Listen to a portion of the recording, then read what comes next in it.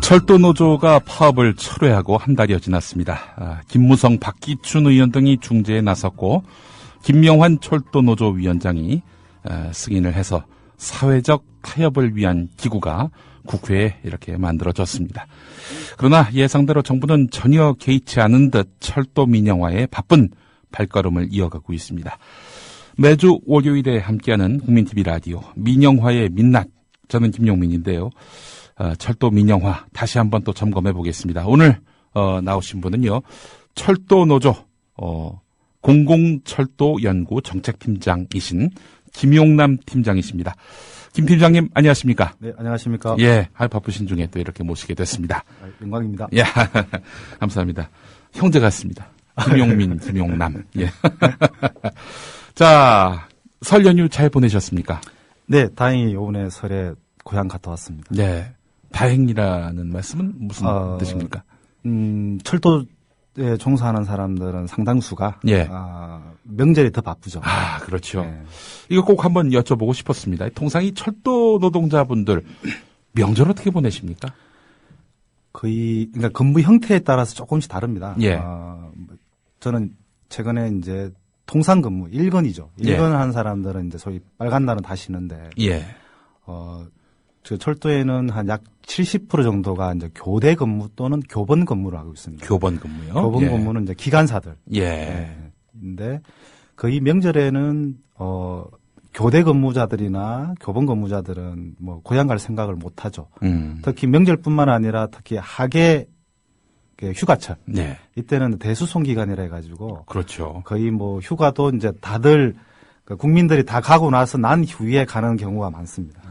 정말 명절 때 제일 고생하시는 분들이 바로 이렇게 수송을 담당해 주시는 분들입니다. 예, 공공을 위해서 애쓰시는 우리 철도 노동자분들께 참 경의를 표합니다. 특별히 올해는 이 철도 노조 파업을 겪으면서 철도 노동자분들이 얼마만큼 공공을 위해 애쓰시는지 많은 국민들이 이 공감을 했던 그런 명절이 아니었을까 싶은데요. 자, 철도 가족이 이 많은 터라서 이번 명절에 철도 민영화를 화제로 담소가 많았을 것 같다. 철도 노조원들 사이에서 말이죠. 어떻습니까? 철도 노조원들 명절 어떻게 지내셨는지, 어떤 대화 나누셨는지. 이렇게 많은 분하고 대화는 사실 못했고요. 예. 뭐 제 경우를 좀 말씀드리면, 예. 이제 파업을 장기간 하고 이제 언론에도 많이 나오니까, 예. 언제나 뭐 부모님들이 이제 한결같죠. 예. 이 파업 때문에 이제 해고되지 않을까 이제 걱정하는 게 이제 이 부모님들의 이제 보편적인 생각인데. 예. 근데 예전과는 다르게. 예. 이번에 제 고향이 부산입니다. 예. 예, 부산인데도 우리 부모님들이 정부 욕을 많이 하시더라고요. 민영 안 한다고 했으면 안 해야지 왜 또 그러냐. 예. 뭐 거기서 이제 확장돼 가지고 이제 대통령이 뭐 공약 안 지키는 것까지 이제 확장돼서 이야기를 말씀하시는데 20만 원 뭐 공약 시작해서 예. 저희 부모님 다 7순이 넘으셨는데 그거 하나 보고 이렇게 계셨는데 예. 상당히 아쉬워하시고 하셔서 예. 좀 싫은 소리를 많이 하시더라고요. 예. 그러면서도 언제나 걱정을 하시죠. 파업으로 인해서 또 예. 해고나 되지 않을까 이런 걱정들을 많이 하시죠. 예. 자, 하여간 오늘 다시 모신 이유는 이 철도 민영화, 사회적 대타협 기구를 만들었으면은 거기서 타협을 본 다음에 하든 말든 해야 될 거 아니냐. 그런데 어떻게 이건 뭐 타협 기구를 만들려면 만들어라. 우리는 우리대로 진도 나간다. 지금 정부가 이런 행태를 보이고 있는 거 아니겠습니까? 그래서 지금 다시 한번 철도 민영화 어떤 상황인지 다시 한번 좀 우리가 점검해 볼 필요가 있어서 김용남 팀장 바쁘실 때 또 모셨습니다. 더불어 행복한 세상 너와 나의 꿈이 눈앞에 국민TV 국민TV 라디오 특별기획 민영화의 민낯. 예, 오늘은 김용남 철도노조 공공철도연구 정책팀장과 함께 철도 민영화 점검하는 시간을 갖고 있습니다. 자, 김 팀장님 이제 본론에 들어가도록 하겠습니다. 네. 지금 코레일이 말이죠. 네. 부채 감소 계획을 국회에 보고를 했죠? 네, 했습니다. 그런데 적자 노선인 공항철도 매각 계획을 세워놓고 네. 고의로 숨긴 것으로 드러났다는 소식입니다. 고의로 숨긴 것은 둘째치고 일단 공항철도 매각 계획을 세웠다. 이 매각을 공공에다가 매각한 게 아니라 민간에다가 매각한다는 거 아닙니까? 그렇죠. 민간입니다. 이게 민영 아니에요? 100% 민영하죠. 민영 아니라면서요. 안 한다면서요. 그러게 말입니다. 아니 무슨 새빨간 거짓말을 해? 그러게 말입니다. 이 내용 좀 소개를 해 주시죠. 저 이거 보고 너무 충격을 받았어요. 좀 더, 저도 이게 진입 파악은 조금 더 해봐야 되겠지만, 예. 제일 먼저 공항철도 매각을 계획을 세운 데는 국토부입니다. 국토교통부, 정부. 예, 정부에서 먼저 이야기를 나왔던 거고요. 공식 문서가 있습니다. 좀 이따 네. 말씀드리고. 예.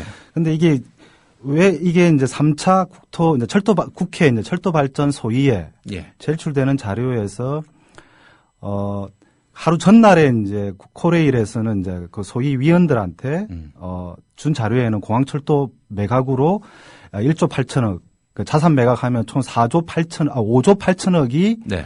로 이제 자산 매각해서 유동성을 확보하겠다라고 네. 계획을 전달했어요. 유동성이라면 현금, 예, 현금을 그렇죠. 확보하겠다. 예, 맞습니다. 근데 당일날, 그러니까 1월 21일이죠. 예. 그러니까 3차 이제 철도 발전 소위에서는 이렇게 프린터된 유인물을 이렇게 뿌렸는데 여기에는 요 내용이 싹 빠져 있어요. 예. 이게 엄청 졸속적으로 이게 또 자료가 나온 게 자산 매각, 그러니까 공항철도 매각을 이제 하면 1조 8천억 정도로 잡고 있는데, 예. 근데 총 자산, 자산 매각으로서 5조 8천억을 잡고 있으면 요걸 빼야 될 거 아닙니까? 예. 요 문구를 뺐으면, 그럼 예. 4조 원인데, 근데 공항철도 문구는 빼면서도 예. 5조 8천억을 그대로 이렇게 명시하고 있죠. 아무튼 졸속적으로 좀 된 건데, 근데 이 진위는 좀 파악을 해봐야 돼야 되는데, 네. 이게 국토부의 지시냐, 예. 아니면 코레일의 자의적인 이제 판단에 의해서 뺀 거냐는 좀 확인을 해봐야 되는데, 예. 왜 제가 아까 서두에 이제 국토부를 말씀을 드렸냐면, 예. 작년 이제 6월 달에 철도 산업 발전 방안이 나오고 나서 국토부가 코레일에다가 한국철도공사 경영 효율화 종합 대책안을 냅니다. 예. 그걸 이제 코레일에다 보내거든요. 예. 그래 이렇게 경영 효율을 좀 했으면 좋겠다. 국토부가 이제 코레일에다가 주문을 하는데 여기에 최초로 이제 공항철도 매각이 들어가 있습니다. 예. 사실 이제 나중에 좀 말씀드리겠지만 코레일의 입장에서는 이 공항철도 매각을 할 마음은 별로 없어요. 예. 그러니까 왜냐하면 코레일 지금 이 공항철도가 예. 수익률이 약 10%가 넘는다랍니다. 그러니까 흑자 노선이에요 지금. 공항철도가 원래는 이게 네. 민간이 처음에 운영하다가 예. 너무나 적자가 심해가지고 공항철도가 그래서 침대차라는 그 오명이 있었어요. 그렇죠. 손님이 하도 없어가지고 그냥 한 자리. 예, 맞습니다. 그거 뭐라고 그럽니까? 한 양. 예. 그냥 거기 누워서 그냥. 예, 한 양에 뭐 거의 1명, 2명 싣고 다녔다. 예. 누워서 그냥 갈 수 있었던 차였는데 이걸 코레일이 어마어마한 이 적자투성이의 이 공항철도를 인수해가지고 그렇게 해서 그런 식으로 정상화시킨 거 아니에요. 그렇죠. 예. 근데 이걸 또 민간에다가 판다. 예, 그렇습니다. 이걸 또 국회에다가 사회적 대타협 기구를 이제 표방하는 국회 기구에다가 보고할 때 이걸 싹 누락을 한 거는 이걸 만약에 여기 포함시키면은 이거 바로 민영화가 단번에 드러나니까. 그렇죠. 예. 이 공항철도는 좀 이게 좀 역사가 있습니다, 이게. 예. 공항철도라 하면 지금 뭐 아시는 분들은 다 아시겠지만 이게, 서울역에서 인천공항까지 가는. 네. 그 공항철도를 말하는 거 아닙니까? 그렇죠. 1단계는 원래는 이제 서울역까지는 아니고 김포까지 그렇죠. 했다가 이제 2단계로 이제 서울역까지 이제 개통을 한 건데. 네. 좀 역사가 있는 게 이게 이제, 2004년에 그러니까 2001년에 이제 계획을 세우고 2004년에 네. 그러니까 민간 자본 그때 이제 현대죠, 현대. 현대가 이제 정부하고 실시 협약을 해서 네. 2004년에 이제 실시 협약서를 체결했는데 네. 당시에 이제 여기에서 이제 중간에 뭐가 끼냐면은 이제 그 수요 예측을 해야 될 거 아닙니까? 그렇죠. 어느 정도의 수요가 승객들이 있을 거고. 얼마만큼 승객이 몰리고 그래서 어느 정도 수익이 난다. 뭐 이런 예측을 해야 되는 거예요. 그렇죠. 이게 이제 누가 했냐면 그 악명 높은 한국교통연구원에 있었어요. 코티. 경전철, 김해경전철, 용인경전철 다 여기서 했거든요. 예, 그 어마어마하게 예상 수요를 뻥튀기 한, 그렇죠. 한국교통연구원이 아니라 고통을 주는 연구원인데. 고통연구원이 됐어요. 이 연구원이 어느 정도 수요를 부풀렸냐면은. 실제 승객이 하루에 자기들이 예상하건대 한 21만 명 평균, 21만 명이 하루에 평균 공항철도를 이용한다. 이용할 것이라고 추측을 했는데 실제 타는 사람들 보니까 최고 16,000명이 안 타더라는 거예요. 그러니까 7% 남짓. 20분의 1. 20분의 1이 이용하는. 그렇게밖에 안 타는데. 근데 여기서 문제가 하나 있습니다. 당시 2004년에 정부하고 현대 자본하고 이제 실시 협약을 맺을 때 뭐냐면은 당시에는 MRC라는 게 있었습니다. MRC가 뭐냐면은 최소 운영 수입 보장입니다. 예를 들어서 예측 수요에 그 승객이 도달하지 못하면 정부가 세금으로 메꿔주게 돼 있어요.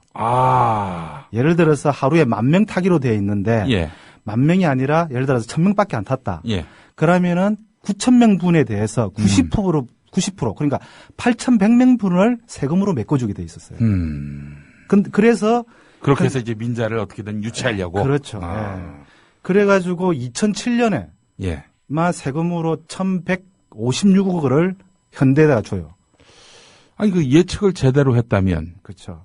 그리고 그런 협약을 안 맺었다면 국민들이 손해를 볼 일이 없을 텐데. 그러니까 농담삼아 이제 그런 이야기를 많이 하는데 진짜 이 점쟁이가 대충 그냥 이렇게 찍더라도 10%는 넘어갈 거라는 거예요. 7%가 뭡니까? 7%가. 그러니까 우리가 있지 않습니까? 이게 뺑뺑이 돌리면서 이렇게 다트로 찍어도 이거는 이렇게까지는 안 나올 거라는 거죠. 그래서 이게 문제가 이렇게 공항철도 같은 경우 아니 그 교통연구원에 들어가려면 어떻게 해야 돼요? 여기 공부 잘하는 분들이 그렇지 않나요 거기? 다들 박사죠. 아니 그런 분들이 가서 왜 이렇게 예측을 못 해요? 해외 유학도 하셨고. 그것도 무슨 지금 데이터가 없는 세상도 아니고. 그러니까 어마어마한 빅데이터 세상에서 그런 예측을 못 한다는 거는 이게 뭐 좀 이상한 사람들이거나 혹은 뭐 이상한 그 어떤 저희가 있어서 그렇게 예측을 일부러 틀린 건 아닌지 하는 의구심이 들어요? 그렇죠. 그러니까 이게 뭐 한 번 정도 털렸다면 이해할 수 있는데 뭐 아까도 말씀드렸죠. 용인경전철, 김해경전철, 뭐 다 지금 뭐 10% 미만이에요. 예측이 100이었는데 100명이 하루에 탄다 그러면은 10명 정도 타는. 그렇죠. 이건 너무 해도 너무한 거죠. 그리고 대부분 다 그 예측 수요를 했던 사람들 다 또 승진을 했어요. 승진을 했어요? 엉터리 예측을 해서 승진했나? 뭐 그 건으로 뭐 승진한 거는 모르겠는데. 또 이렇게 중요한 거는 이러면서 이제 이게 MRG라고 말씀드렸잖아요. 최소 운영 수입 보장을 하는데 30년간 보장해 주기로 돼 있었어요.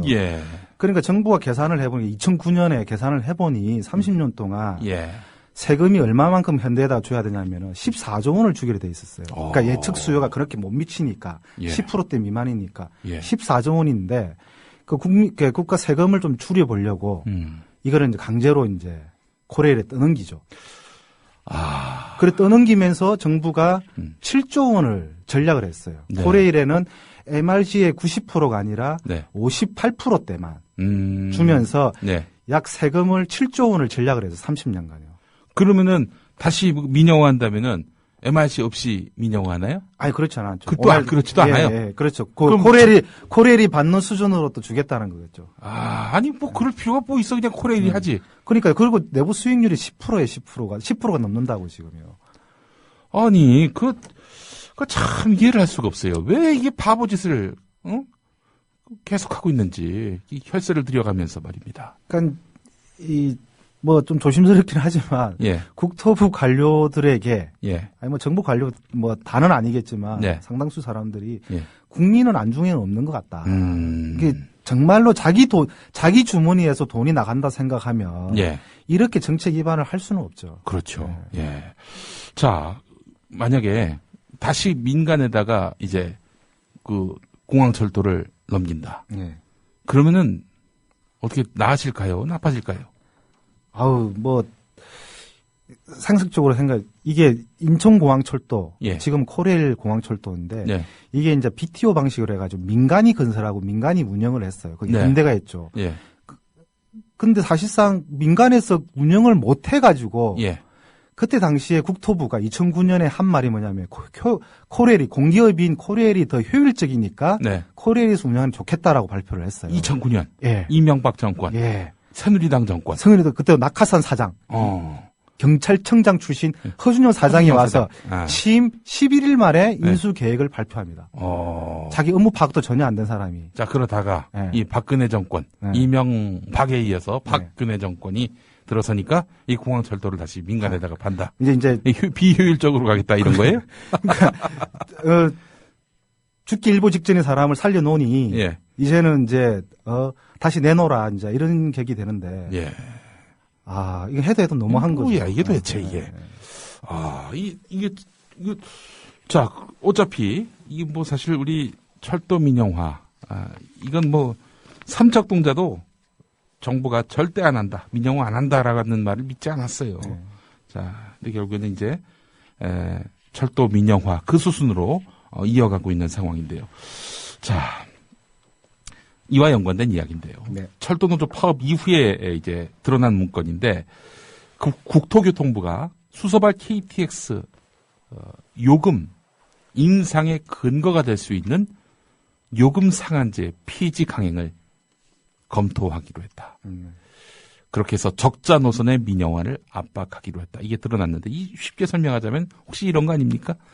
요금을 어느 정도 그 이상은 못 올린다. 이게 요금 상한제고 근데 이거를 강제로 없애겠다는 거 아닙니까? 요금을 얼마든지 올릴 수 있도록 예. 하겠다. 예. 이게 바로 국토교통부의 계획이고 또 적자 노선, 돈 안 되는 노선 이런 노선은 이제 다 민영화하겠다. 그런데 지금 적자 노선은 KTX 말고는 다 적자 노선 아닌가요? 맞습니다. 그 수도권 경인선 있지 않습니까? 네. 그건 승객들 엄청 많지 않습니까? 네. 거기는 조금 남습니다. 조금 남아요. 네. 경인선하고 KTX 빼놓고는 고속철도 말고는 네. 다 적자입니다. 왜 춘천 가는 기차의 그 경춘선 다 적자입니다. 예, 한 26, 8개 정도 되는데 예. 두세 개 빼고는 다 적자입니다. 예. 원주, 태백, 강릉 가는 다 적자. 뭐 중앙선, 영동선 예. 다 적자. 예. 다 그럼 민간에다 팔 수 있도록 그 방안을 만들어 놓는다. 예. 아니 그럼 이게 민영화지. 뭐가 민영화예요? 그러니까요. 저는 좀 이해가 안 가는 것 중에 하나가 예. 박근혜 대통령이 민영화 하지 않겠다라고 이제 뭐 세 번이나 말씀하셨다 그러는데 예. 정말로 이렇게 국토부가 작년 6월에 발표와 게다가 또 그런 네. 얘기하면서 네. 유언비어 퍼뜨리는 사람들 네. 가만 안 두겠다고 네. 그랬어요. 그러니까 그게 보면 작년에 6월에 발표한 철도 산업 발전 방안 예. 국토부가 마련한 예. 그거를 한번 보시고 말씀하셨는지 저는 이렇게 궁금해요, 정말로. 예. 거기도 보면은 네. 민간 참여 허용이라는 표현이 있어요. 민간 참여 허용. 예. 그게 민영화 아니고 뭐죠? 민간 참여 허용은 민영화가 아니다. 이 대체 그럼 뭐가 민영화라는 거죠? 그게 국토부에서 자기가 발표한 그 내용에 보면은 네. 적자선에 대해서는 민간 참여를 허용하겠다라고 표현이 돼 있어요, 정확하게. 이게 확실히 그런 얘기가 있더군요. 유시민 장관도 지적을 했는데 예. 밑에서 대통령에게 제대로 보고하지 않고 허위로 보고하고 이랬을 때 진정한 지도자는 이걸 검증하고 야, 너 왜 날 속여? 너 이 나쁜 놈, 너 아웃이야. 이렇게 해야 되는 거 아닙니까? 그렇죠. 예. 분별력 있는 그런 지도자가 진짜 우리에게 필요한 지도자인데 이 분별력이 없는 거 아니냐. 박근혜 대통령이. 이렇게 재밌는 거 하나를 좀 말씀드리면 예. 우리 이렇게 철도노조 파업 기간에 이제 국회 기획재정위원회 상임위 때 네. 현우석 부총리가 이제 그런 발언을 하셨어요. 예. 신규 노선에 대해서는 민간에 개방할 수 있다. 예. 라니까 새누리당 의원조차도 난리가 났었어요. 예. 이게 사실상 민영 아니냐. 예. 근데 중요한 거는 예. 현우석 부총리가 발언한 게 예. 작년 6월에 국토부가 발표한 철도 산업 발전 방안에 들어가 있다는 겁니다. 좀 전에 그렇죠. 말씀드린 민간 참여 허용. 예. 거기 보면 신규 노선도 포함이 돼 있는 거예요. 네. 그 운영자를 선정하겠다는 게 지금 포함이 돼 있거든요. 그거 사실 정부 방침을 얘기한 건데. 그렇죠. 현우석 부총리는 정부 방침을 이야기한 건데 예. 새누리당은 이게 무슨 소리냐? 너 제정신이냐? 이렇게 발끈하셨다는 거죠. 예. 제정신이야. 그렇죠. 현우석 부총리한테 보면 제정신인데 대다수의 새누리당 의원 예. 그런 정말로 국토부 발전 방안을 한번 보고 이야기하는지는 나는 도저히 이해가 안 가요, 진짜. 그래가지고 나중에 현우석 부총리가 철도 민영화는 불가능하다. 정부를 믿어달라. 뭐 또 이렇게 얘기를 했다고 그러는데. 정말 참 이 사람들 아주 뭐 국민들이 뭐 이런 거 잘 모를 것이다. 뭐 알아도 적당히 그냥 그 몇 마디 하고 넘어가면은 뭐 장악당한 언론들 뭐 부지기수인데다가 이런 위기 국면 다 관리할 수 있다. 이렇게 판단하고 있는 것 같아요. 네. 국민이 똑똑하면은 이런 사람들 기승을 못 부립니다. 네. 결국 이제 요금 상한제 얼마든지 요금 올릴 수 있고요.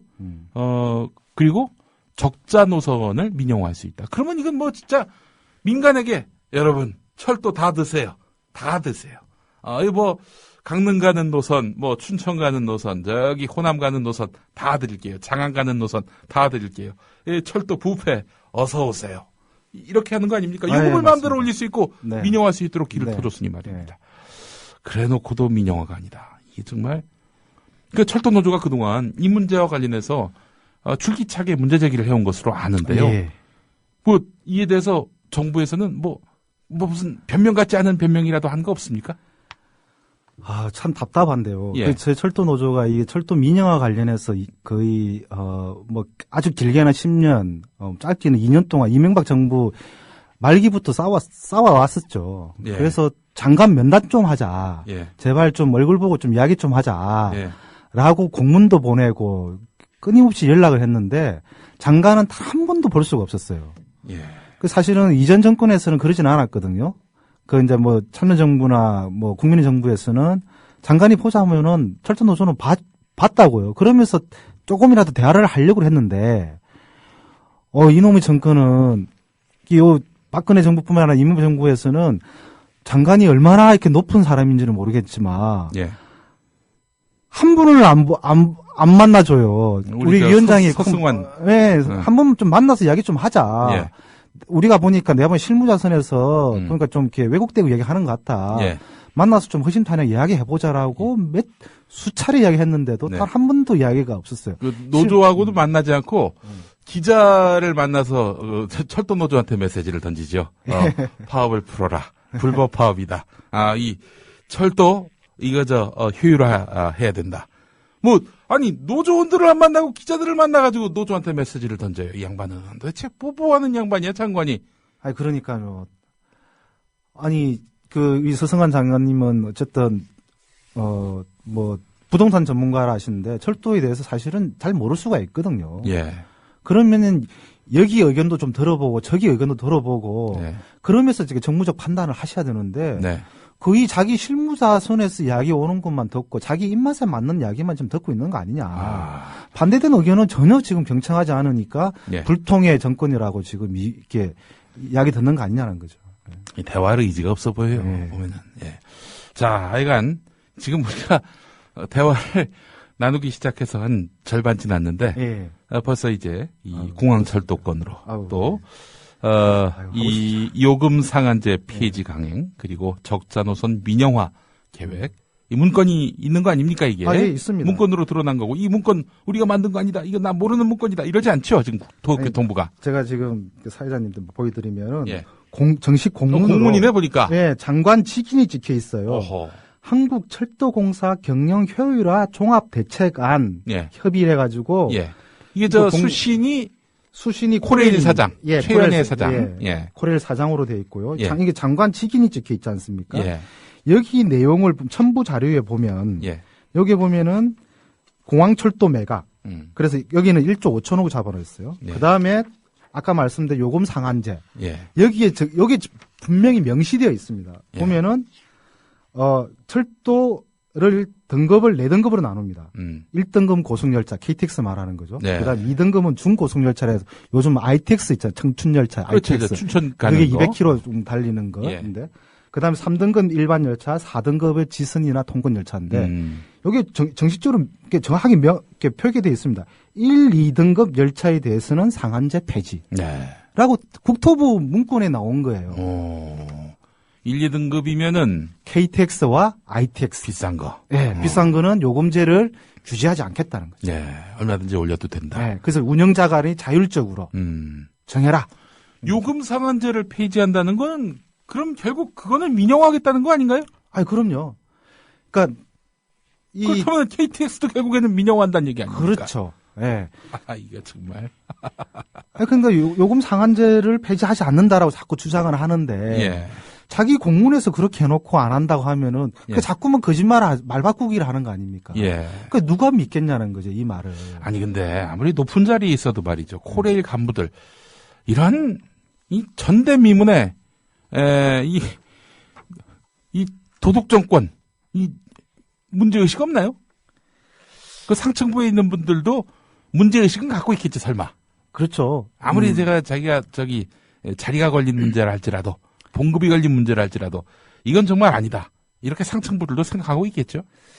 뭐 다수는 아니겠지만, 예.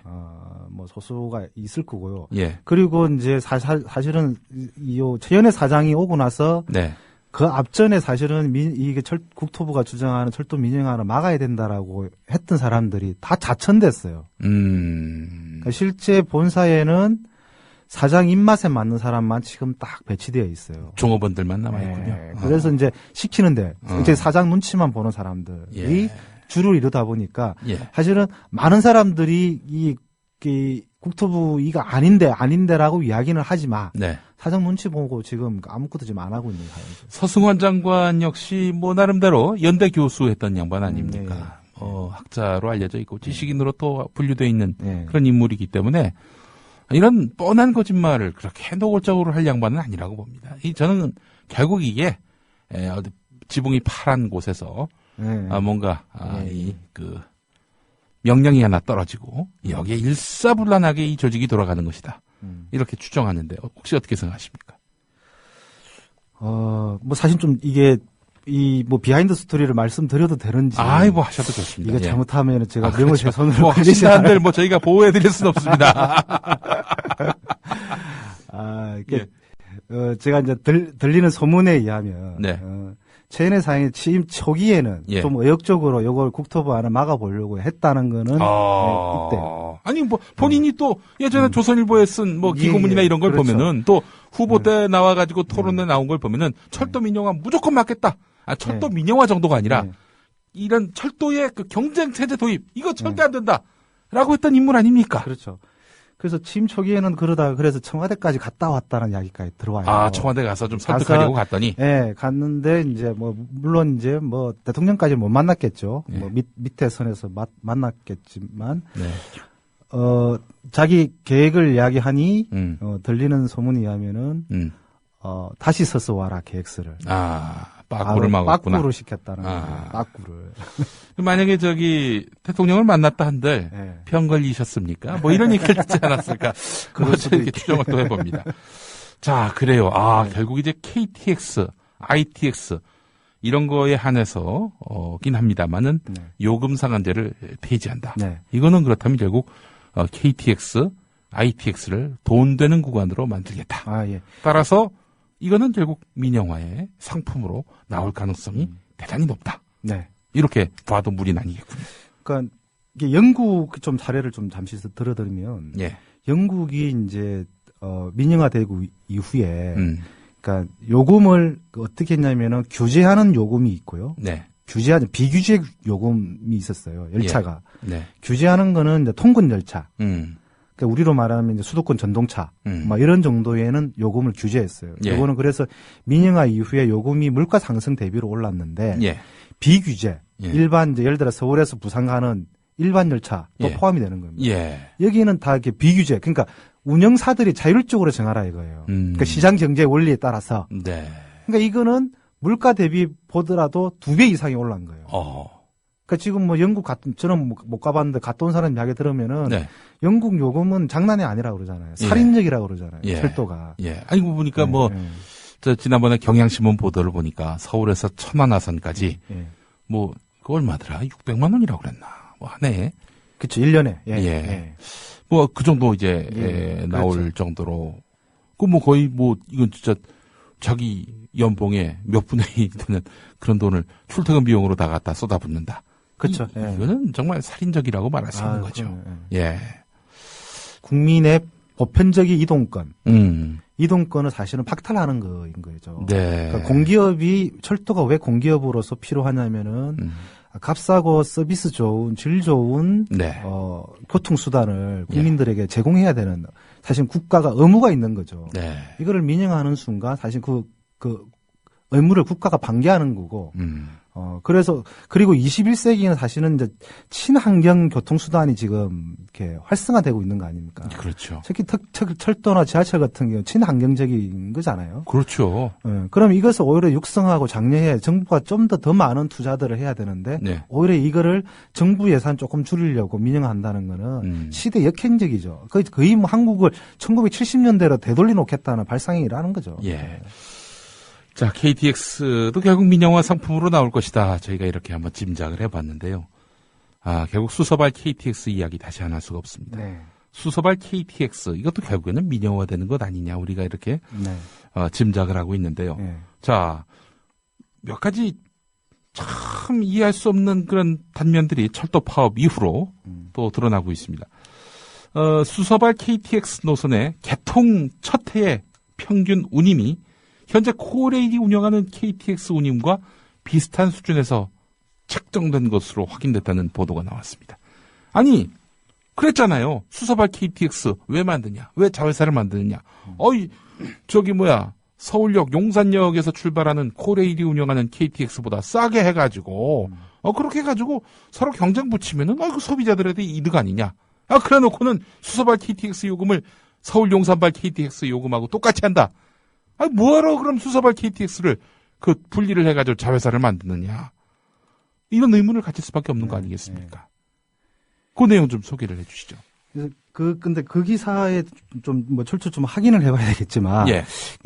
지금 철도 노조가 23일간 파업하고 이 사회적 논란이 진짜 커졌는데. 예.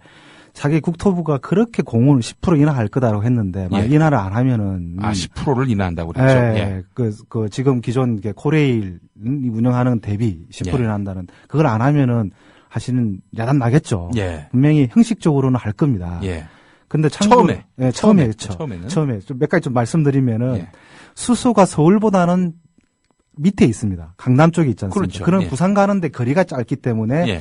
자동으로 요금은 일부는 인하가 효과가 있어요. 예. 거리로 많이 하기 때문에. 그렇죠, 아무래도. 네, 당연히. 지금은 일반 주중에 53,700원인데, 예. 한 5만원 정도 할 겁니다. 거기에서 또 10%를, 53,700원에서 10%를 또 인하해야 되니까, 그러면 43,700원, 얼마나 되지 않겠습니까? 이것도 말도 안 되는 얘기가요. 예를 그러니까, 들어서, 예. 저 서대문 사는 분이, 서울역 가까운 서대문 사는 분이, 3,000원 싸니까, 수서 가서 타야겠다. 누가 그래요? 미쳤죠. 그 택시비만도 더 나오겠구만. 그러니까요. 그래서 또 하나 또 재밌는 건, 예. 코레일이 이제 수소발 주식회사의 면허권을 받기 위해서 사업계획서를 제출했지 않습니까? 국토부에. 예. 그리고 사업계획서에 의해서, 면허를 줬는데, 네. 그 사업계획서 내용을 보면은, 예. 철도 운임을 어떻게 책정되어 있냐면은, 예. 매년 예. 2.72% 요금을 올리는 걸로 계산해놨어요. 매년 2.72%. 매년이요. 그러면 3년만 지나면 사실상 이 요금은 거의 세이브가 되는 겁니다. 10% 인하하더라도. 네. 그리고 두 번째 편법을 아마 쓸 겁니다. 예를 들어 편법이 뭐냐, 피크 시간대. 그다음에 특실. 이런 것들을 막 늘려가지고 예. 요금을 할인 제도를 한다는 일부는 이제 예를 주중에 거의 승객들이 안 타는 데는 요금을 10% 인하하고 예. 피크 시간대인 거는 아마 요금을 올릴 거라는 거예요. 상한제가 없어지면 올릴 거라는 거죠. 그렇죠. 예. 눈 속이고 또 아웅하는. 그게서 꼼수죠. 그 낙검수가 생각나네요. 낙검수 얘기가 나와서 그런데 나는 꼼수다니까 네. 방송하는 네 사람이 네. 스스로를 꼼수라고 한 줄 알아요. 그래서 친박 인사들이 그래서 무슨 맞대응 프로를 만들었냐면은 그래 너는 꼼수다라고. 이거 전에 한 40분을 웃었네 진짜. 나는 꼼수다는 각하 이명박 각하가 나는 꼼수다라고 한 거를 네. 비꼰 건데. 자, 그렇게 뭐 말하진 않았습니다만 하여튼 그랬을 것이다라고 추정을 해서 만든 건데. 그래, 너는 꼼수다. 예, 그래. 참, 너무나 많이 웃었습니다만은. 자, 지금 또 코레일이 이 수서발 KTX 자회사의 본사를 아무래도 그 수서발 KTX 자회사의 그 대주주가 코레일이다 보니까 이 수서발 KTX 자회사의 본사를 또 400억 들여서 만든다. 이런 보도도 나왔는데 정말 입이 다물어지지 않았습니다. 아니 코레일이 만약에 자회사 안 만들면은 지금 본사에다가 그냥 두면 될 거 아니에요. 그 자리도 있겠다, 책상도 있겠다, 사람도 있겠다. 아니 뭐하러 자회사를 만들어가지고 400억 또 들여가지고 그것도 비싼 수서 땅에다가 본사를 만들려고 뭐 수서가 아니라 뭐 평택에다 짓는다 이런 얘기도 있지만 어쨌든 돈이 안 드냐 이겁니다. 참 의의가 없다고 할 수밖에 없는데 이거는 누구 머리에서 나왔는지 참 이렇게 그분을 꼭 한번 만나보고 싶어요. 이거는 그러니까 이게 동일한 업무를 하는 회사가 하나가 더 생기면은 중복 비용이 생기지 않습니까? 그렇죠. 그러니까 사람도 한 사람 똑같은 일을 하는 사람 한 사람 더 뽑아야 돼요. 그러면 중복 투자가 생기고 그러면 당연히 이게 문제가 되는데 사옥도 마찬가지죠. 사옥이 생기면 그만큼 또 인원도 채용해야 되고. 이 중복 투자가 중복 비용인데 이런 짓을 왜 하는지 특히 나 이 정부의 박근혜 정부의 경제 철학이 뭔지를 모르겠어요. 왜 그러냐면은 어떤 때는 통합하자라고 이야기를 해요. 필요 없는 거는 통폐합하자 막 이렇게 주장하는데 철도만큼은 계속 분리를 시키려고 있어요. 그러니까 분리를 하라는 그 역사 교과서는 통합을 해가지고 검정 교과서, 뭐 뉴라이트 교과서를 모두 다 배우게 하려고 지금 이런 꼼수를 쓰고 있고요. 그러니까 이해가 안 가요. 정치 철학이 뭔지를 좀 정확하게 이 정권 밝혔으면 좋겠어요. 철학이 없다가 아닐까요, 혹시? 그럴 수도 있겠습니다. 없는 것일 수도 있습니다. 우리가 있을 거라고 자꾸 추정을 하는데 없는 것이면은 너무나 답이 명쾌해집니다. 자, 그 호화 사옥뿐만 아니라 이 자회사를 만들어 가지고 괜히 쓸데없이 안 해도 될, 안 만들어도 될, 안 써도 될 그런 것들이 많지 않겠어요? 그럼요. 뭐 이를테면 또 뭐 어떤 것들이 있을까요? 뭐 건물도 그렇고 그다음에 이제 발권 시스템이라는 게 있어요. 발권 시스템. 그런 것도 있고 그다음에 인원도 사실은 똑같은 일이죠. 예를 들어서 급여를 정산해 주는 직원이라든지 뭐 여러 가지 이제 그 사무 관리 인력이라고 하죠. 이런 사람들이 코레일에서는 몇 사람만 더 채용하면 되는데 이 사람들을 한 400명을 더 채용하게 돼 있어요. 당장 사장만 보더라도 뭐 사장이 뭐 무슨 억대 연봉은 될 거 아니에요. 공기업 그 상황을 본다면은. 아니 그 최연에 혼자서 한 명이 억대 연봉 갖는 게 낫지 뭐 그 2명 3명씩 만들어 가지고. 그럼요. 그래서 지금 국토부가 뭐 이거는 뭐 우리끼리 농담 삼아 하는 이야기지만 사실상 또 그런 일면도 없잖아 있는 게 자기들 내려갈 자리들을 계속 만드는 거 아니냐. 근데 수서 자회사 만들고 그 다음에 화물 자회사 만들고, 그 다음에 차량 자회사 만들면은 내려갈 자리가 막 늘어나지 않습니까? 그래서 지금 국토부가 이렇게 지금 혈안을 하는 거 아니에요? 왜 그러냐면은. 이거야말로 철밥통 아니에요? 그럼요. 일례로 철도시설공단 아시죠? 거기 보면 이사장이 단 한 분도 국토부가 안 내려온 적이 없습니다. 지금 국토부 사람이다. 5명 정도가 되는데 다 국토부 관료 출신들이 지금 이사장을 하고 있어요. 아마 또 요번에 아마 그 이사장이 바뀔 텐데 요번에도 아마 국토부 관료가 내려온다는 소문이 지금 있습니다. 그러니까 지금 국토부 고위 관료들의 일자리만 지금 늘어나는 거지 일반 서민들의 일자리는 사실은 늘어나는 건 거의 없다는 겁니다. 이게 자기들만의 잔치군요. 현우석 부총리가 작년에 잔치는 끝났다라고 했는데 친 이명박의 잔치가 끝나고 친 박근혜의 잔치가 이제 시작됐다. 그들의 잔치는 아직도 진행 중이에요. 그들만의 잔치, 그들만의 파리. 자, 그 코레일이 직접 수서발 KTX 노선을 운영합니까? 자회사 만들지 않고 코레일이 그냥 수서발 KTX 노선을 운영하면은 개통 첫 해부터 코레일 전체적으로 804억 원의 흑자를 내고 5년 뒤에는 흑자 폭이 2천억을 넘어선다는 그런 자체 분석을 한 것으로 확인됐다는 보도도 봤습니다. 아니 코레일이 직접 운영을 하면은 수익이 줄어든다. 이거 정부의 예측 아니었나요? 한국교통연구원에서 내놓았나 그거는? 그러니까 아니 이 주장이 국토부의 문건을 보면은 수소를 분리하면은 어느 정도의 경제적 효과가 있다. 편익 효과라고 그러죠. 근데 이게 다 추상적이에요. 정확한 데이터, 팩트가 없다는 겁니다.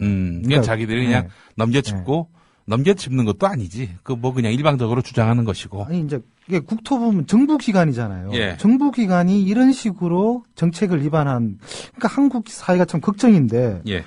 정확한 계량적 수치 가지고 네. 이렇게 되면은 어느 정도의 코레일에 효과가 있고 이렇게 하면 어느 정도 적자가 생길 것이라는 게 정확한 수치를 발표를 해야 되는데 네. 오히려 국토부는 추상적인 문구로 예. 특히 재밌는 거 하나 있으면은 예. 2009년에 수서 노선을 놓겠다고 결정을 합니다. 2009년에 예. MB 정부 때. 예. 참고로 수서 근처에 MB 도곡동하고 예. 이상덕 오세훈 씨 땅이 있다는 건 알고 있습니까? 네. 예? 아, 예, 예. 아, 그거 알지. 우리가 각하 전문가들인데. 그래서 2009년에 수서를 예. 수서역을 이제 그 계획을 세울 때 결정할 때 네. 국토부가 보도 자료를 뿌려서 뭐라고 했냐면은 수소 노선이 생김으로써 코레일의 경영 개선 효과에 큰 효과가 있을 것이라고 발표를 했어요. 정식 보도 자료로 2009년에. 네. 근데 지금 와서는 코레일을 통합 운영하면은 더 경제적 효과가 없다라고 한다는 거는 앞에 말하고 모순되는 거잖아요. 네. 아이고, 참, 이게 뭐 이런 말을 계속해서 무슨, 뭐가 의미가 있겠나 싶습니다만은, 예. 사실 그렇기 때문에 이렇게 아주 치밀한 그런 내부 문건, 내부 고발을 통해서 철도 노조가 네. 이 철도의 공공성 지키기 위해 애써 왔던 것이고, 네. 이런 철도 노조가 너무나 이 철도 민영화, 여기에 최대 장애물이라고 판단을 해서였는지, 네. 정말 철도 노조 짓밟기에 예. 혈안이 됐던 현 정부 아닙니까? 그렇죠. 이 네. 철도 노조를 짓밟으면 짓밟을수록 철도 민영화를 네. 하겠다라는 정부의 의지가 더욱 강렬하게 읽힙니다. 네. 쌍용역 파문 이 얘기도 한번 해보죠. 이건 정말 이건 진짜 웃긴 게 말이죠. 조선일보가 보도하면 다 믿는 사람들이에요. 보면은 맞습니다. 조선일보가 보도해서 다 믿으면 바보가 됩니다, 여러분들. 그것 좀 알려주세요, 주변에다가. 그러니까 우리 쌍용역을 이야기할 때, 예. 그러니까 정부에서 현호숙 장관도 그렇게 이야기했었어요. 예. 그 다음에 아마 데이터를 국토부가 다 줬을 거라고 저희들은 생각하는데, 네. 거기에는 영무원이 한 10여 명 근무하는데, 네. 실제 하루의 승객들이 10명 남짓이다. 그러니까 17명 승무원이 있는데 뭐 예. 승객이 15명인가? 그렇죠. 뭐. 예. 예. 이렇게 보도했는데, 예. 실제 그 역은 화물 취급역이거든요. 예. 예를 들어서 이제 벌크나 예. 이런 물류를 수송하는 게 전문이에요. 그래서 그렇죠. 우리가 입판한다 그러거든요. 예. 이렇게 영무원들이 예. 이렇게 기관차를 뗐다 붙였다 예. 하는 일하는 입판이라고 그러는데, 예. 그렇죠. 예, 이 일을 그러니까 예를 들어서 저 멀리서 강원도에서 이렇게 싣고 왔을 거 아닙니까? 예. 그러면 기관사 교대하면서 차량도 교체하는 경우가 많습니다. 예. 그러면 다른 기관차를 붙여가지고 그 화물차 예. 뒤에는 다른 차를 붙여가지고 예. 또 다른 기관사 끌고 가는 경우가 많거든요. 예. 쌍용역이 화물 취급역이에요. 예. 화물을 주로 하는데요. 그래서 수익이 1년에 50매덕이 남는 역입니다. 예. 근데 17명 근무하는데 15명 승객이다. 이렇게 이제 악의적으로 보도를 한 거죠. 그러니까 거기가 이제 철도가 두 가지 기능이 있는데 역액 업무가 예. 있고 예. 화물 업무가 있는데 그렇죠. 예. 이 조선일보 이 나쁜 놈들은 이 역액 업무만 본 거예요. 예. 그러니까 15명 근무하는데 17명 근무하는데 15명 승객밖에 없다. 철도 운송 수입이 연 1,400만 원밖에 안 된다. 근데 이 사람들한테는 인건비가 무려 11억 3,900만 원이 나간다. 예. 이렇게 지금 보도한 거 아니에요. 역액만 보고. 그렇죠. 근데 화물을 따져보면은 한 해 수입이 96억 아닙니까? 그렇죠. 어마어마하게 남는 거예요. 예. 그리고 게다가 또 17명이 한꺼번에 근무하는 것도 아니고 교대 근무죠. 교대 근무 아닙니까? 근데 이런 걸 다 그냥 감추고 예. 하루 승객 15명인 역에 영무원이 17명이다. 이 조선하고 동아가 이대로 그대로 받아 실었던 겁니다. 그러니까 그쪽 직원들 이야기 들으면 억장이 무너지죠. 그렇죠. 이분들이 아주 식충이로 취급받은 거 아니에요. 뭐 철도 직원들은 뭐 놀고 먹는 걸로 이렇게 생각을 다들 하셨을 거 아닙니까? 예. 뭐 이거 아무리 이렇게 이 보수적인 언론이라 하더라도 예. 정말 이렇게 이 좀 사실관계 조금 확인만 조금 쌍용용한테 전화만 해도 역장한테 전화 한 통만 하면 될 일인데 전화도 안 했다는 거 아니에요? 그러니까 아마 이게 제 생각에는 국토부에서 흘려줬어요 분명히. 국토부에서. 그러니까 그냥 여과 없이 써버리는 거죠. 몰라서 쓴 것도 참 망신스러운 일인데 네. 몰라서 쓴 정도가 아니라 아예 의도적으로 그렇죠. 상황 뻔히 알면서 그렇죠. 이렇게 철도 노조를 와해시키고 그러니까 철도 노동자들 그렇죠. 귀족 노조다 이렇게 정말 괴담이 이런 게 괴담이죠. 귀족 노조라는 이게 괴담인 이게 거죠. 바로 유언비어고 그렇죠. 하고요. 이거 저희 저쪽에서 조금 더 고민해봐야겠지만 대통령을 저희들은 명예훼손으로 고발해야 되는 거 아니냐 이런 생각도 해봅니다. 아니 근데 이 요건은 좀 대응하셔야 되는 거 아닙니까? 네, 지금 준비 중에 있습니다. 조선일보하고 동아일보를 상대로 해서. 그러니까 한두 건이 아닙니다. 엄청 그렇죠. 건수는 많습니다. 뭐 지금 또 당장 따질 수 있는 게 뭐가 있습니까? 예를 들어서 기관사를 철도 마피아다. 기관사들이 이번 파업의 아주 주축을 이룬 분들이니까. 그러니까 철도고등학교, 철도대학 출신들이 주축을 이루어서 했기 때문에 철도 마피아다 이렇게 표현을 했는데 실제 철도 마피아는 그게 아니라 국토부 관료들, 그다음 아까 말씀드린 한국교통연구원 철도 담당자 연구 용역하는 수혜처 부풀리고 그다음 철도시설공단, 철도공사의 일부 이런 사람들이 철도를 지금 말아먹고 있는 게 철도 마피아인 거지. 이런 사람들 철도의 기관사들을 마피아를 한다고 하는 그렇게 조선일보에서 보도를 했어요. 그것도 지금 저희들이 언론중재위원회 지금 해놓은 상태죠. 언론중재위원회는 약해. 먼저 배상으로 가야 됩니다. 요거 돈에 약한 동네이기 때문에 돈으로 가져야지. 이거 언론중재위가 아주 결렬되면은 그거 괜히 헛손해하는 거예요. 거기 하지 마시고 다이렉트로 붙으시는 게 좋겠다. 참고하겠습니다. 자, 꼭 그렇게 권고를 드립니다. 자, 사실 또 철도노조 파업 이후에 사회적 논의 기구에서 다시 대화하겠다라고 해서 그야말로 참 논란도 있었습니다만은 어쨌든 또 더 이상 우리 승객들에게 불편을 끼쳐서는 안 되겠다. 대승적 차원에서 파업을 풀었는데 풀고 돌아왔더니 이건 그야말로 난도질을 하고 있다. 코레일 사측이 어머니의 마음으로 난도질하는 건가요? 이 난도질 사례도 좀 소개를 해주시죠. 먼저 이렇게 이 최현애 사장이 철도 전문가라고 하는데 철도대학 학장을 했나요? 그러니까 이제 원래는 전문대에서 지금 4년제로 통합되었는데 이제 주로 총장이라고 불러 좀 좋아하시더라고요. 최 총장. 총장 최현애 사장님이 이제 최 의원이라고 부르면 어떨까? 상당히 좋아하실 것 같아요. 상당히 좋아할 거예요, 그거는. 근데 앞서 이제 전전 사장이었던 허준영 사장, 경찰청장이지 않습니까? 정말 이렇게 무지막지했죠. 무식했고. 근데 허준영 사장보다도 한술 더 뜬 것 같아요. 한술 더. 왜냐면은 당시 2009년에 저희들이 이제 파업했을 때 허준영 사장은 이제 해고도 많이 하고 징계도 아마 엄청 많이 했죠. 근데 조합비 가압류를 안 했어요. 조합비 가압류. 근데 요번에 조합비 가압류 100억 넘은 거를 조합비. 이제 직원들에게 노조원일 경우 일괄적으로 걷어가지고 노조에다가 주는 노조비. 시중 12개 은행을 다 가압류를 시켜놨어요. 어머니의 마음으로. 그것도 가압류를 했구만. 재밌는 건 공탁금을 사측에서 34억인가를 걸고 가압류를 한 거예요. 철도 예산 들여가지고. 그럼요. 노조 엿먹이려고. 이참에 노조로 말살하겠다는 게 기본 계획이. 어머니의 마음으로 말살하려던. 철도 노조는 대화의 파트너로 생각을 전혀 안 하는 것 같아요. 당연하죠. 왜냐, 철도 민영화를 해야 하거든. 이 최대 걸림돌 아니야. 말살을 시켜야지. 그렇지 않겠어요? 그리고 징계를 하기 위해서 전담반을 꾸렸어요. 전담반까지. 징계 전담 본사에. 그게 한 6-7명을 해가지고. 아마 요번에는 최고로 많은 해고자가 나오지 않을까. 지금 한 100여 명 진행했는데 발표를 안 하고 있어요. 발표를 안 해요. 사회적 파장이 클서 그런지. 그것도 있고요. 혹시 내가 해고되는 거 아니야? 막 이게 염려하게끔 만들어가지고. 그럴 수도 있겠죠. 심리적으로 위축을 시키려고 하는 측면도 있을 거예요. 틀림없이. 그럴 수도 있겠죠.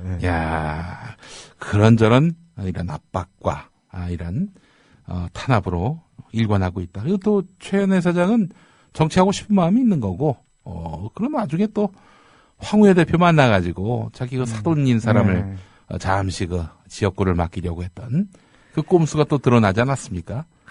참 망신스러워요. 아니 뭐 그런 분이 그냥 정치하지 뭐하러 와가지고 말이야. 그렇죠. 그러니까 뭐 정치를 하는 거는 본인의 자유의사기니까 예. 우리가 말릴 이유도 없고 예. 말리고 싶은 마음도 없는데. 예. 아니 정치에 대해서 다시 꿈꾼다면 그 사람 낙하산이죠. 그러니까 정치를 하고 싶으면은 예. 코레일 사장직을 내려놓고 해야 된다는 거예요. 하라. 네. 그러니까 최근에 이제 그 재밌는 것도 중에 하나가 또 코레일에서 노조에다가 예. 그 코레일 브랜드 이미지를 실추시켰대 가지고 10억 손배 소송을 냈지 않습니까? 아, 10억이나. 예. 아니 근데 소송은 예. 건다고 다 거둔 게 아니라 또 어마어마한 돈을 또 걸어야 되는 거 아닙니까? 소송 비용에 했었죠. 그것도 회사 돈으로 했을 그럼 것이고. 다 회사 돈으로 노조를 하죠. 탄압하려고. 그렇죠. 그것도 그 코레일 뭐 고용돼 있는 변호사가 있기는 하지만 대부분 다 이거는 외주를 줘요. 외주를 또. 예, 법무법인에 외주를 줘요. 그런데 이제 실제 코레일의 브랜드 이미지를 실추시킨 거는 최현희 사장이다. 개망신을 시킨 분 아닙니까? 아우, 이런 수치가 어딨냐는 거죠. 예. 이거는 노조는 사실은 요번 파업에서 국민들로부터 지지를 받았다. 그렇죠. 오히려 철도는 브랜드 이미지를 높였다 오히려. 철도는 공공재다라는 인식을 확실하게 또 심었기 그렇죠. 때문에 정말 철도 역사에 가장 큰 공헌을 한 노조라고 봐야 됩니다. 오히려 철도 브랜드를 실추시킨 최현희 사장이다. 우리가 지금 손배를 다시 걸어야 될 상황이지 않겠나 인상이 들어요. 예. 자, 뭐 코레일이 지금 철도 노조에 대해서 또 여러 가지 소송을 걸었는데 몇 가지 걸었습니까 지금? 지금 확인된 것만 해도 한 4가지인가 5가지 됩니다. 예. 그것도 다 억이 넘어가는. 억 정도가 아니고 영업 방해로 인한 손해배상 청구는 100억이 넘어가고. 100억이 넘어가요. 예. 그 다음에 이제 명예훼손. 예. 뭐 그다음에 이제 아까 뭐 브랜드 가치 뭐 실추 뭐 등등 이런 거 예. 따지면은 꽤 많죠. 근데 이제 철도 노조가 기습적으로 파업하는 바람에 네. 어마어마한 그런 손해를 입었다. 네. 이런 코레일의 주장도 있던데요. 그러니까 그게 이제 2009년 판례가 있습니다. 그래서 그것도 철도 노조 파업이었는데 철도 노조 파업 때문에 이제 선례가 몇 가지 있는데 예. 그때 당시에 우리가 업무 방해 정연하면서 저희들은 이제 불법 파업을 규정을 한 사법부에서 한 말이 뭐냐면은 예. 사측에서 파업을 대비할 수 없는 전격적으로 했기 때문에 네. 그래서 업무 방해에 해당한다. 예. 이렇게 했는데 네. 그러니까 지금은 우리가 올해 그러니까 2013년의 파업은 예. 사실은 몇 개월 전부터 2013년 상반기부터 파업한다. 아이 그럼요. 네, 그랬었고 심지어 12월 10일 날 코레일 임시 이사회를 개최하면은 우리는 9일 날 12월 9일 날 파업도 하겠다. 일주일 전부터 사실상 선언을 해서 사측에 통보를 했거든요. 네. 그게 따라서 사측에서 준비를 다 했었어요. 또 게다가 또 네. 저 코레일이 철도 노조 파업에 대비한 사전 대응 시나리오를 문건으로 남겨놨더만요. 그럼요. 그 뭐야 대비했다는 얘기 아니에요. 그래서 전격성은 전혀 문제가 안 돼요. 아이고 한심한 인간들 정말 이거 어떻게 아이고 이게 정말 우리가 이 정말 상식이 통하는 사회에 살고 있는 건지 유신 독재 시절을 살고 있는 건지. 대통령이 그런 말씀하셨지 않습니까? 비정상을 정상으로 하자. 네. 참 누가 할 말인데. 누가 할 소리를. 막 이렇게 서울에서 이렇게 천불이 난다고 그러죠. 누가 할 소리인데. 예. 자, 김용남 팀장님 이제 마무리할 시간이 됐는데요. 네. 지금 철도노조가 파업을 중단하고 또 김명환 위원장을 비롯한 간부들이 또 일부 지금 옥살이를 하고 계시지 않습니까? 철도노조의 이 공공성을 지키기 위한 파업에 대해서 국민들은 다수가 동의를 했고요. 앞으로 철도노조는 어떻게 할 겁니까? 지금 철도노조는 사실, 각급 회의를 좀 먼저 진행을 좀 할 겁니다. 예. 어쨌든 뭐 지부장이나 그 다음에 대의원 대회해서 이제 향후 구체적인 계획을 정하겠지만, 국토부가 지금 자기들이 발표한 철도 민영화 계획을 사실 처리하지 않는다라면은 예. 철도 노조의 제2의 투쟁은 불가피하다. 예. 특히 올해 네. 머지않은 시간 저희들은 사실은 국회 소위에서 예. 뭘 좀 이렇게 가급적이면 대화로 풀어보려고 했는데 예. 새누리당에 이제 사실은 해태 아닌 해태를 하면서 예. 그것도 좀 힘들 것 같다. 예. 그래서 저희들이 행동을 보일 수밖에 없지 않겠냐. 그래서 예. 이번에도 국민과 함께 처음부터 끝까지 국민과 준비하고 국민과 함께하는 제2의 투쟁을 준비하려고 지금 하고 있습니다. 예, 정말 철도 공공성은 결국 자기 재산 지키는 거죠. 네. 우리 국민들이. 네, 맞습니다. 공공의 재산을 지키는 이런 철도 노조의 그런 쟁의, 투쟁 깊이 관심을 가져주시고 잠시 대화 국면을 가졌다고 이 철도 공공성에 대한 철도 노동자들의 의지가 이렇게 철회된 것은 아니라는 점을 좀 분명히 인식할 필요가 있을 것 같습니다. 철도노조 공공철도연구 정책팀장 우리 김용남 팀장님과 함께 철도 민영화 또 현주소를 짚어봤습니다. 오늘 귀한 말씀 감사합니다. 네, 감사합니다. 예, 민영화의 민낯 오늘 순서를 모두 마무리하겠습니다. 전 김용민이었습니다.